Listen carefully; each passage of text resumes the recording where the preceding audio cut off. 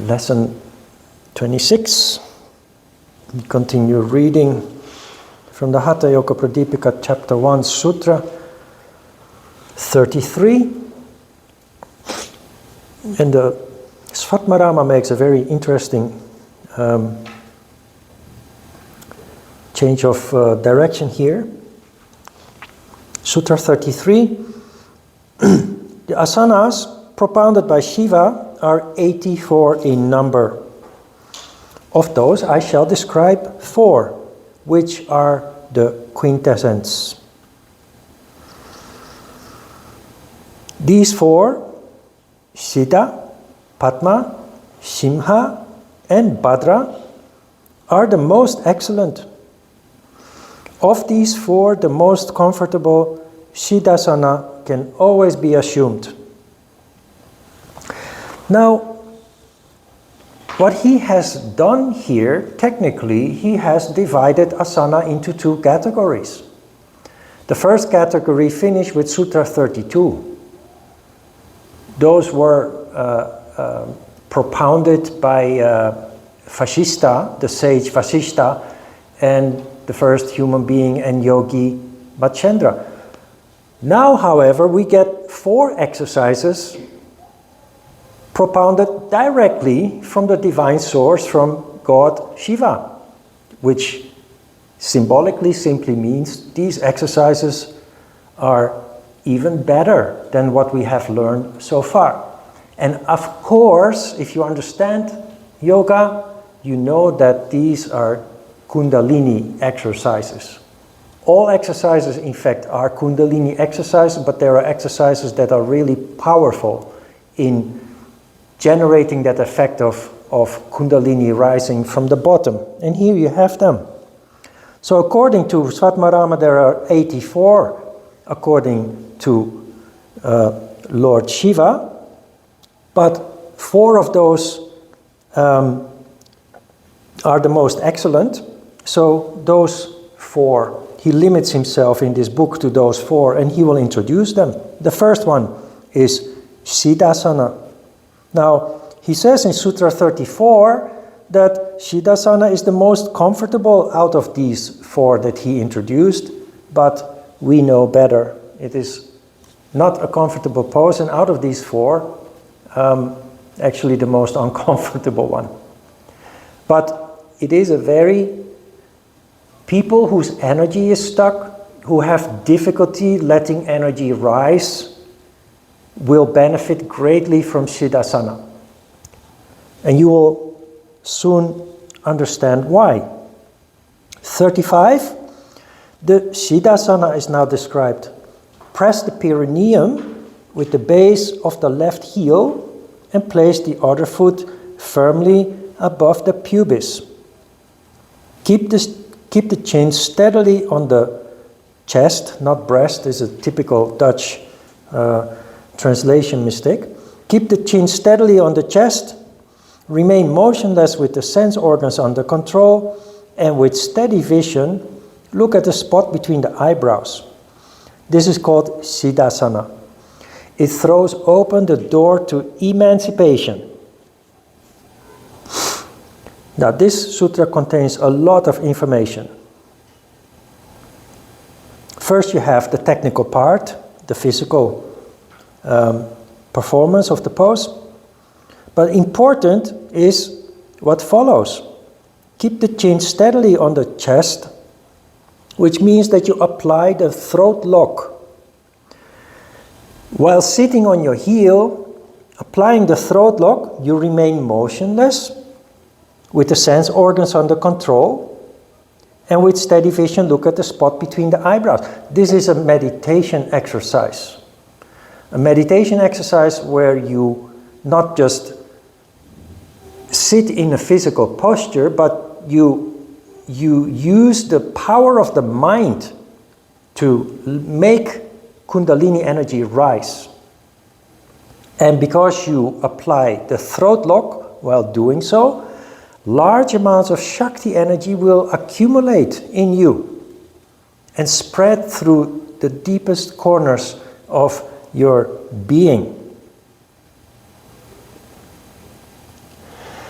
This is called Siddhasana. Siddha is a person who possesses the siddhis.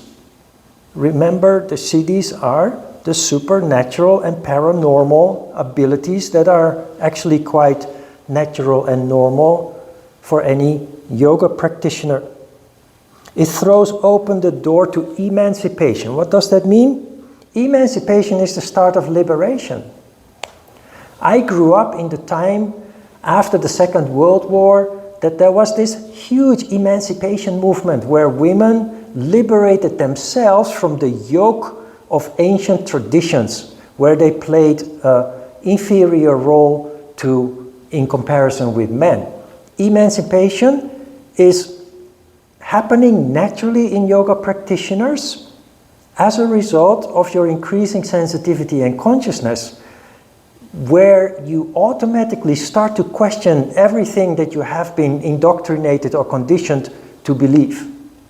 And if it doesn't feel good, you will turn it upside down and replace it by your own values. That is emancipation.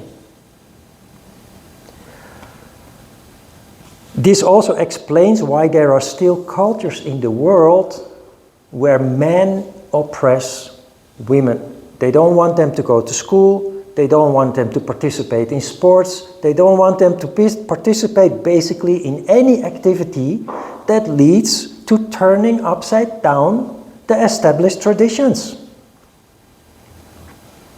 A very clear example of this at the moment is what is happening in Afghanistan. Women are not allowed to go to school. And the reason for that, the men are afraid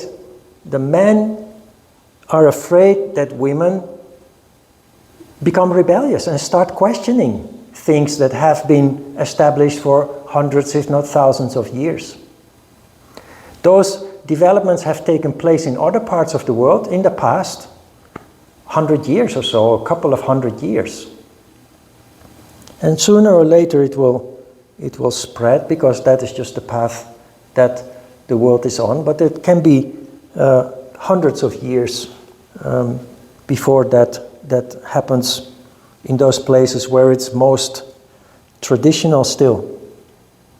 Now, how does it work? This exercise will soon be on the schedule, so we might as well have a look at how it works. According to the text, you sit on one heel. And this is the discomfort, the uncomfortable part of the pose. So the heel has to be pointing up. You sit with the heel pressing the perineum, and the other foot is in a half lotus pose. The text literally says with the heel above the pubis. That is this. If you cannot do this, you do it like in Sukhasana.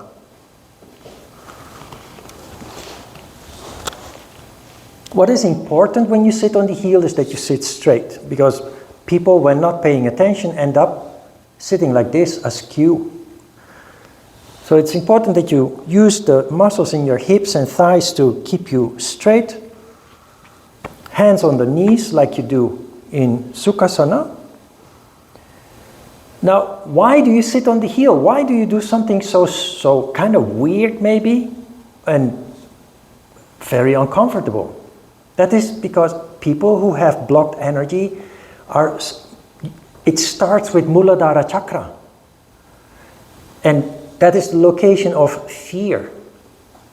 Everybody has experiences forms of fear subconsciously. And when you experience fear, energy gets stuck in Muladhara chakra. So many people are stuck there. That is why once you become a little bit enlightened, what you realize is how much ignorance there is around you in society, in the people that you know also. Ignorance disappears when energy rises up, but in those people, that energy simply stuck in Muladhara chakra. So the sitting on the heel does not allow you anymore to divert your attention away from Muladhara chakra. And that is where the work, the important work, is done to let energy rise and eventually lead to that reversal of ignorance and turn it into wisdom and insight. So you sit on your heels, and instead of thinking that it's uncomfortable, use that discomfort to put all your attention there and then visualize large amounts of energy rising up from the bottom. If you do this sincerely, you will start to feel heat, like when you're blushing. When you're done, you quietly, slowly come off your heel and you just let the energy spread out for a moment, settle down for a moment. It's an asymmetric exercise, so you then repeat on the other side. You sit on the right heel, the left heel above the pubis, half lotus, and you repeat the exercise. You apply the throat lock, concentration, meditation, and you start drawing up large amounts of energy triggered by the discomfort in your perineum.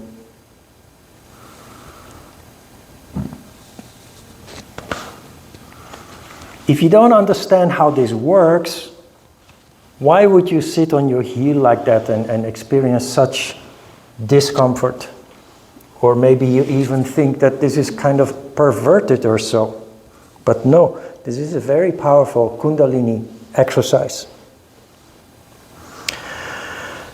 It is also so important that instead of 1 or 2 sutras, he dedicates about 10 or 12 sutras to this Siddhasana, and he continues to explain. Sutra 36, according to another view, placing the left ankle above the pubis and keeping the other ankle above it is Siddhasana.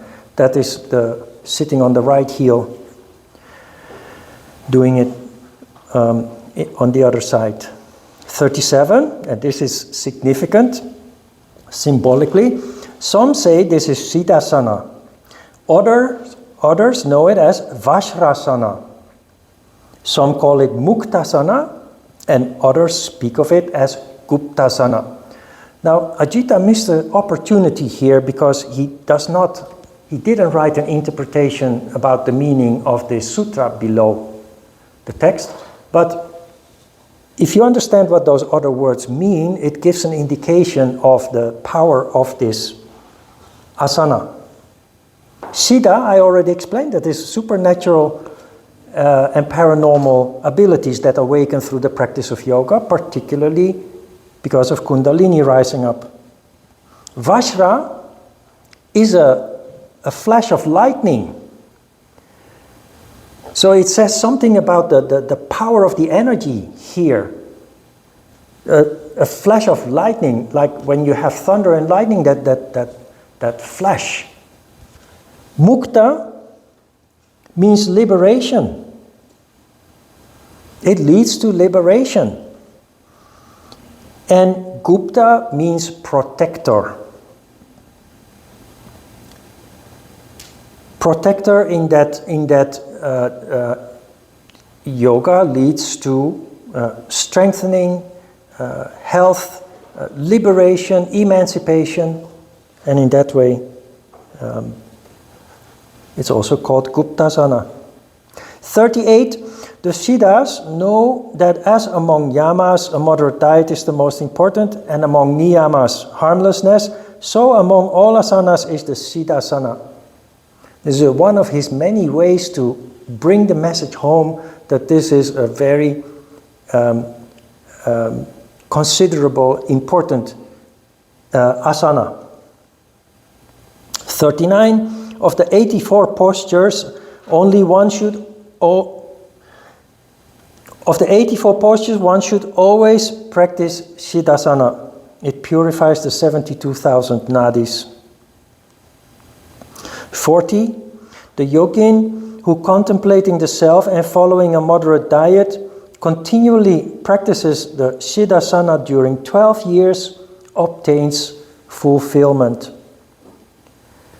This sutra is about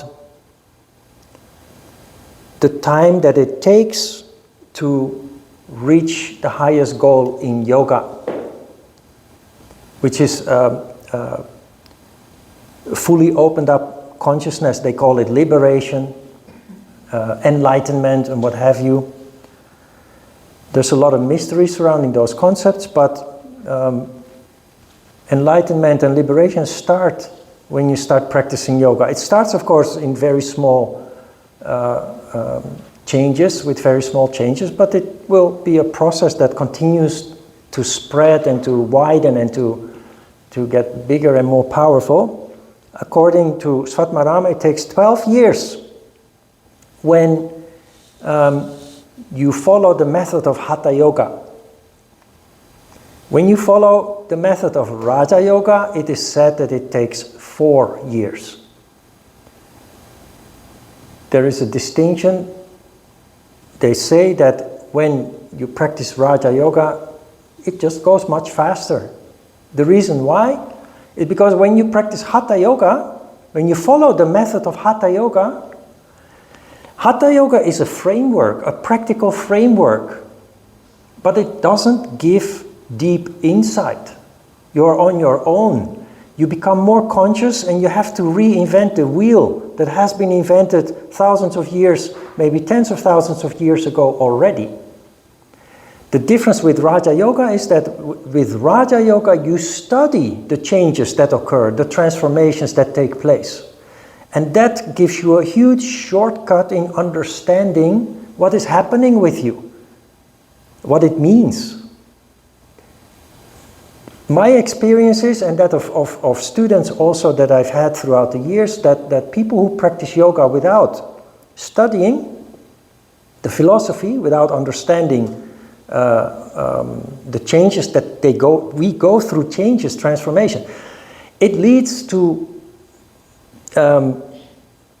emotional instability time and time again, because we are inherently functioning on a subconscious level. So in the first instance, the changes that we go through occur subconsciously. That means that increasing sensitivity and increasing consciousness can turn harmful. We become emotionally affected by those impressions. When you understand that, when you undergo it consciously as opposed to undergoing it subconsciously, you can start to take control of that. And for that purpose, next week, we will introduce the concept of pratyahara in lesson 28. So we will come to that. Sutra 40, the yogin who contemplating the self and following a moderate diet continually practices the siddhasana. We had this one already, 12 years. Raja Yoga, 4 years. Those are not fixed measures, but it indicates that one way goes faster than the other. And I just explained in a practical way why that is different. 41. When the siddhasana is mastered, of what use are the various other asanas? When the vital energy is well restrained by the practice of Kevala Kumbhaka, the Unmani Avastha, which gives delight, arises of its own without effort. Again, a sutra to emphasize the importance of this asana. He mentions Kevala Kumbhaka, which is after some years of practicing pranayama, you develop the ability to control your energy condition without having to go through the whole framework of counting and inflow and retention and outflow. In the beginning, it's a technical matter. When you become familiar not only with the pranayamas, but also with yourself, your condition, at different times of the day, it becomes intuitive. Kevala Kumbhaka is pranayama without the whole counting and retention thing. It becomes a feeling, like basically everything in yoga becomes, in the end, a feeling. Yoga is only a method, a framework that creates the condition for that. Unmaniyavashta is mentioned, that is the condition of thoughtlessness in which you are functioning in the crown chakra. And the good news is that once you have created that condition where you are full of vital energy, it arises of its own without effort, which means it becomes your new way of functioning in this life. So not only when you practice yoga, you're in higher spirits, you're more and more throughout other activities in higher spirits, functioning in the crown chakra. It arises of its own without effort, but until then, we need to follow the framework, put in the effort, have the discipline to practice, so that this transformation can be brought about. Sutra 42 is also of great importance, and I mentioned this before. When there is complete mastery of the Siddhasana alone, the three bandhas follow naturally and without effort. There is a lot ado about the bandhas, but like I explained before, when you sit straight and you're focused, erect, they occur spontaneously as a result of your straightness and your engagement. And this sutra confirms that. 43, there is no asana like the Siddha, no kumbhaka like Kevala, no mudra like the Kechari, and no laya like that of the inner sound, Nada. He is basically summing up the essence of yoga here. The most essential elements of yoga are Siddhasana, Kevala Kumbhaka, the condition where you don't need the count and the 4 steps in the pranayama anymore. No mudra like Kechari. We learn one major mudra at the end of this course, but Kechari mudra is part of the advanced course. Kechari mudra, there are 3 different kinds of mudras. It starts with Shakti energy. There is a mudra that is in fact like Siddhasana, but then there are 3 parts. You sit on the heel and you draw energy up. So it starts with Shakti.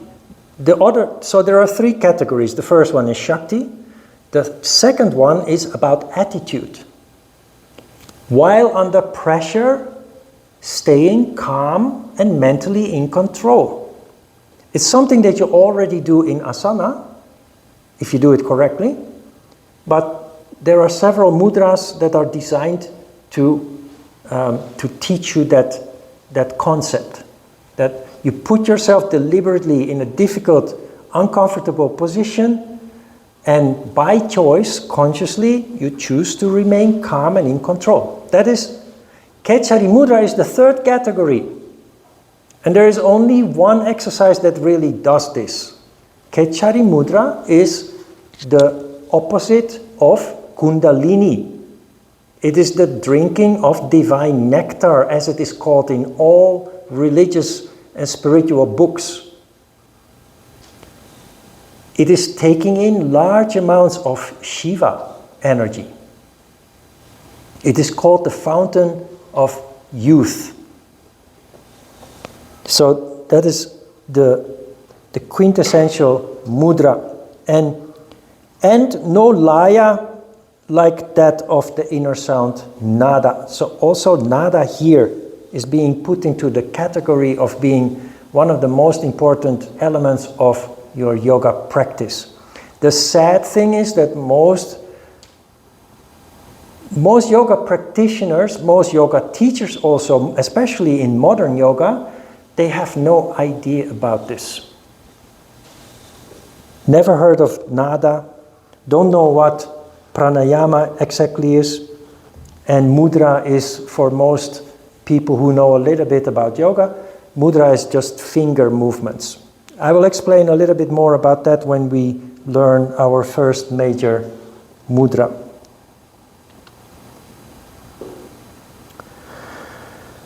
Sutra 44. Then the Padmasana is described. Place the right foot on the left thigh and the left foot on the right thigh. Cross the hands behind the back and firmly take hold of the toes. Place the chin on the chest and look at the tip of the nose. This is called Padmasana. It destroys the diseases of the self-restraint.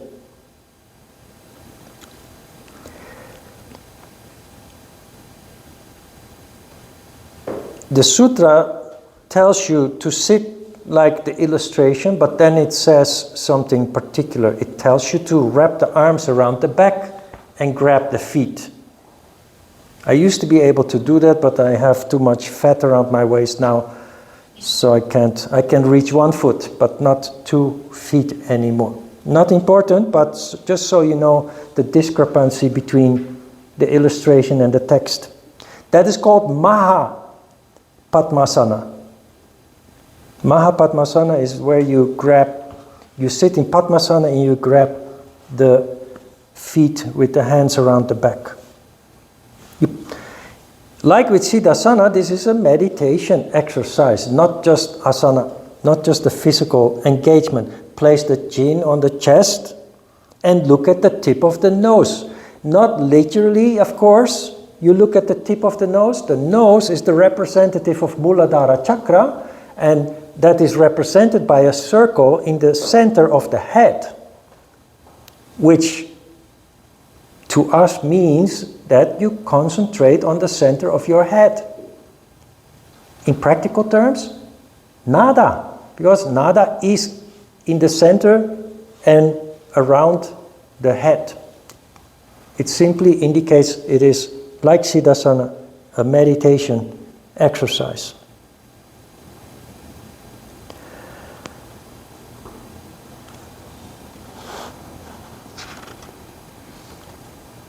(45) and 46 are merged together. Another view, place the feet with the necessary effort, soles up on the opposite thighs, and place the hands, palms facing upwards between the thighs. Direct the eyes to the tip of the nose and place the tip of the tongue at the root of the front teeth and the chin on the chest, and slowly raise upwards the prana. And ignore the text between square brackets that the sutra finishes with. So here you sit in Padmasana and you put your hands on top of each other in the lap. Direct the eyes to the tip of the nose.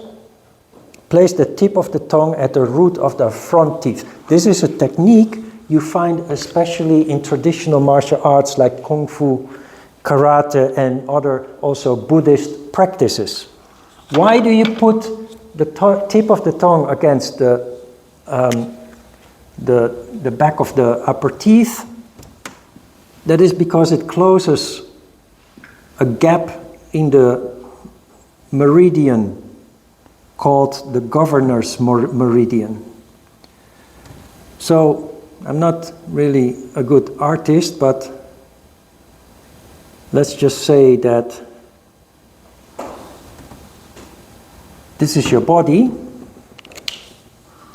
The governor's meridian follows the outline of your entire body.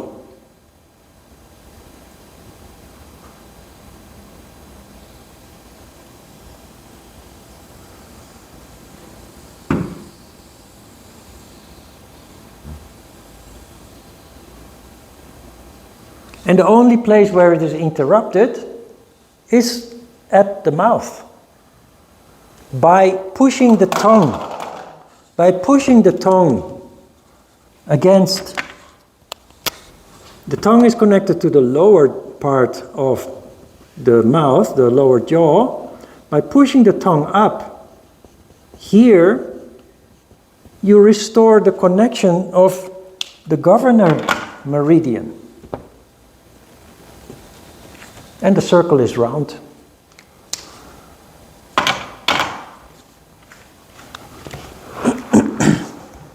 The effect of this is very subtle. People will not really feel any effect or any difference as a result of doing this, but it's very common practice in martial arts and spiritual practices.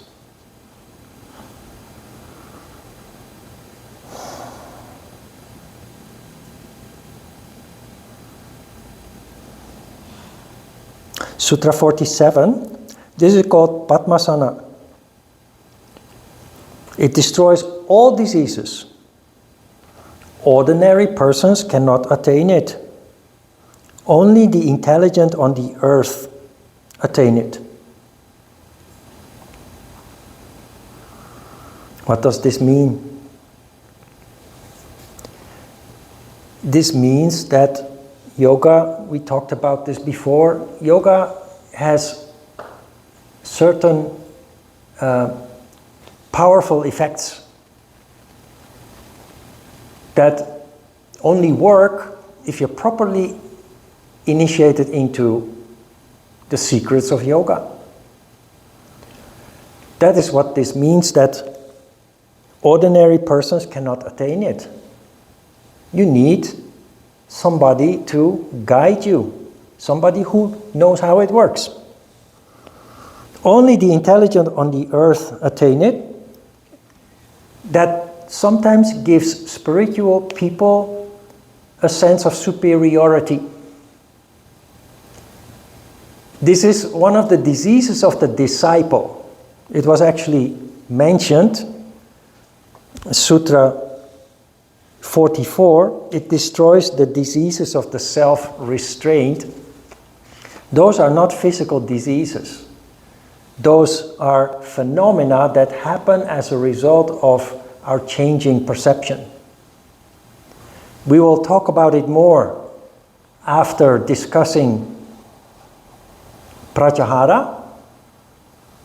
But for now, one of the diseases of the disciples is that what you find in spiritual circles is that there are people that feel privileged, but also feel superior in comparison with people who are not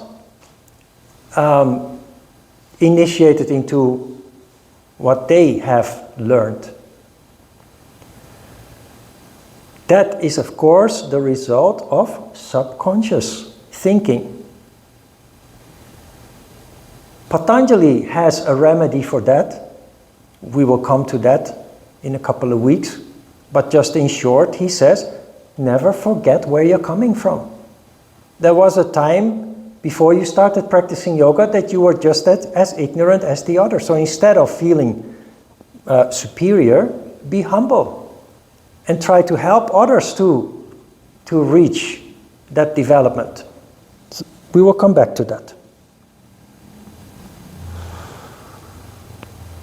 48, assuming well the Padmasana with the palms one upon the other on the lap, fix the chin firmly upon the chest and contemplating Brahman in the mind, repeatedly raise the apana upwards and bring the prana just drawn in downwards. Apana, that is the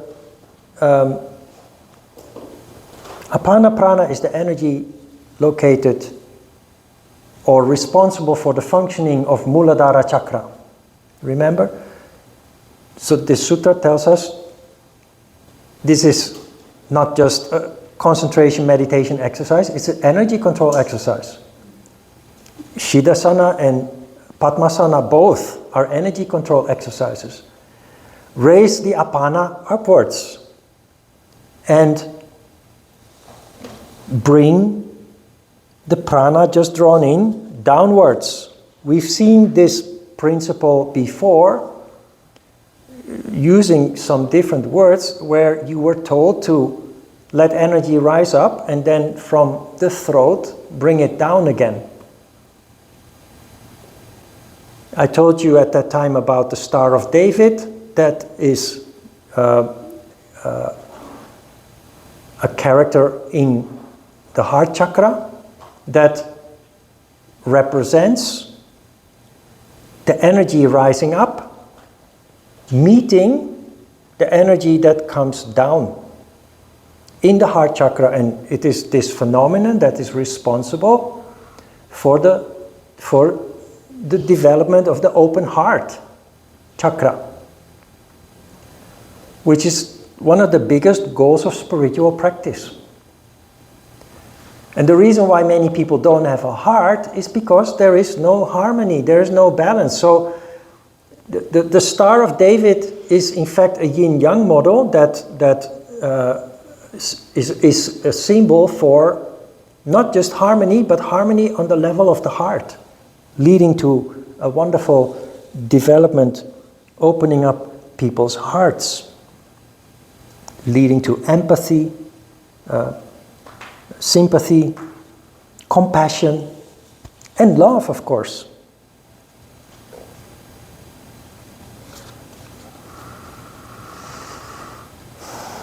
There is an extension of the sutra.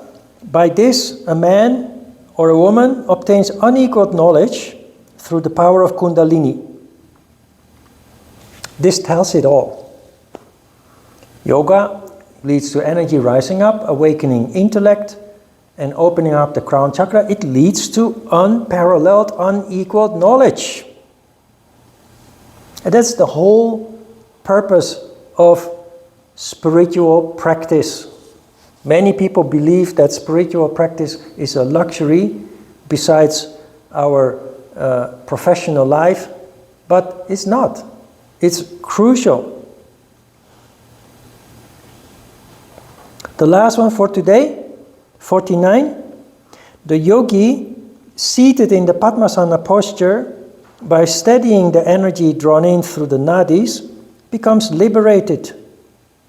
There can be no doubt about this. This speaks for itself. I have nothing to add to that. Questions?